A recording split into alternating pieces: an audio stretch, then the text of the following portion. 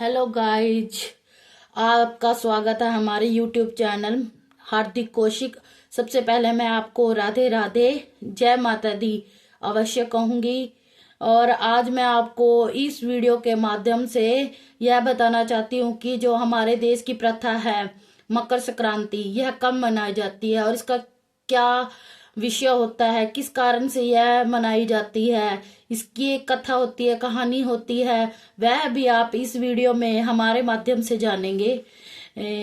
इसमें यह जो मकर संक्रांति की जो कहानी होती है, यह मकर संक्रांति से ही नियम लिए जाते हैं कहानी के, और इसका उद्यापन किस विधि से किया जाता है, सब आपको इस वीडियो के माध्यम से आपको बताएंगे।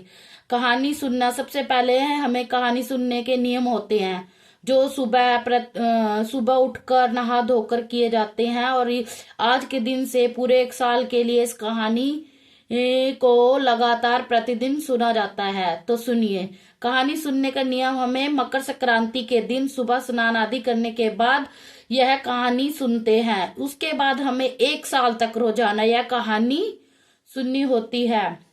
एक साल पूरा हो जाने के बाद अगली, मतलब एक साल जब मकर संक्रांति से स्टार्ट करते हैं, अगली मकर संक्रांति आती है, उस दिन से इसका उद्यापन करना होता है। और यह कहानी पोपाबाई की कहानी के नाम से जानी जाती है। पोपाबाई की कहानी क्या होती है और इसके क्या नियम होते हैं और क्या क्या किया जाता है इस कहानी में, वह आपको अब बताएंगे। पोपाबाई की कहानी में राई के दाने, जो राई होती है जो हमारे घर में चौक वगैरह लगाते हैं, वो वाले दाने लेने होते हैं और एक लोटा जल लेकर कहानी सुने। मतलब एक बार एक पोपाबाई थी, वह नियम व्रत बहुत रखती थी और पराये पुरुष का मुख तक भी नहीं देखती थी। एक दिन उसने अपने भाई भाभी से कहा कि मैं शादी नहीं करूंगी, मेरी गांव के बाहर झोपड़ी बनवा दो। भाई ने गांव के बाहर झोपड़ी बनवा दी। पोपाबाई ने गांव की सभी स्त्रियों से कहा कि अपने गाय बछड़े उसके यहाँ पर चराने के लिए छोड़ दिया करें और उनके पास बच्चा कुच्चा खाना हो वह पोपाबाई को दे दिया करें। इस तरह पोपाबाई झोपड़ी में रहने लगी। एक दिन नगर का राजा शिकार करने के लिए जंगल गया। जंगल में झोपड़ी देखकर वहां रुक गया। बोला कि झोपड़ी में कौन रहता है? जब अंदर से कोई आवाज नहीं आई तो वह बार बार खटखटाने लगा। तब पोपाबाई उठी और बोली कि कौन है जो मेरे दरवाजे पर आवाज लगा रहा है? राजा ने कहा कि मैं नगर का राजा हूँ और तुमसे शादी करना चाहता हूँ। पोपाबाई ने कहा, जहां से आए हो वहीं चले जाओ, मैं पराये पुरुष का मुंह नहीं देखती। राजा जबरदस्ती पोपाबाई को उठाकर जाने लगा। रास्ते में पोपाबाई ने राजा को श्राप दिया और उसका सारा राजपाट नष्ट हो जाए।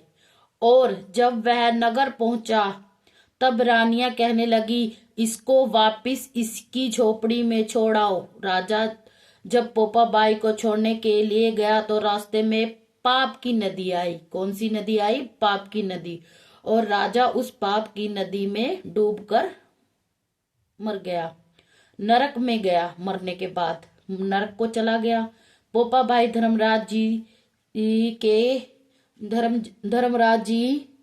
के यहाँ गई। धर्मराज जी ने पोपाबाई को स्वर्ग का राज दे दिया। किसका राज दे दिया?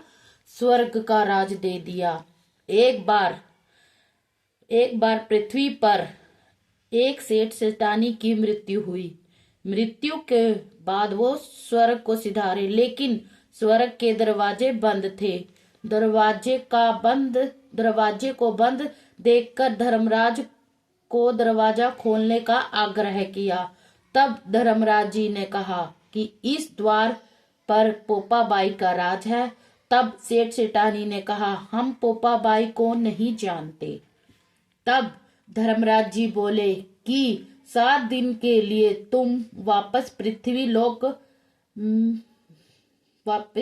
लोक पर जाओ। वापस जाकर 7 दिन पोपाबाई की कहानी सुनो। 7 दिन 8 खोपरा यानी नारियल, खोपा गोला में राई भरकर, यानी 8 गोलों में राई भरकर उनके ऊपर 5 कपड़े रखकर उद्यापन करो। और इस तरह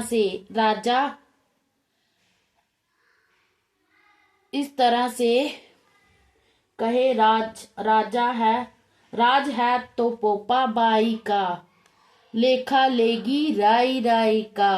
राज है पोपाबाई का, हिसाब लेगी, लेखा लेगी राई राई का। सेठ सेठानी ने मृत्यु लोक पोपाबाई की कहानी सुनी, यानी पृथ्वी पर पोपाबाई की कहानी सुनी और उद्यापन किया, और इस तरह से उनके लिए स्वर्ग के दरवाजे खुल गए। इस तरह से हम कहानी को सुना। पोपाबाई की कहानी सुनने के बाद राई के दाने हम लोटे में डालेंगे, और उसके बाद यह लोटे में जो जल है वह सूर्यदेव को अर्घ देंगे। कहानी पूरे 1 साल तक सुननी है, और आपको मकर संक्रांति में यह कहानी अगले साल, यानी अगली जो मकर संक्रांति आती है उसको कहानी उद्यापन करना है। और हमें क्या क्या दान करना चाहिए, कैसे दान करना चाहिए, कौन कौन सी नियम होते हैं कहानी के, उनका उद्यापन कैसे किया जाता है, इस तरह की सभी जानना बहुत आवश्यक होती है। वीडियो को सुनने के लिए आप सभी को राधे राधे। जय माता दी।